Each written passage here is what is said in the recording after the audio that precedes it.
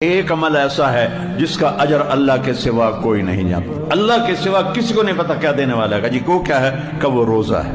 رمضان میں نفل فرض ہو جاتا ہے، فرض 70 فرض ہو جاتا ہے، اور مغرب سے لے کر فجر کی اذان تک قیام اللیل کا ٹائم ہے۔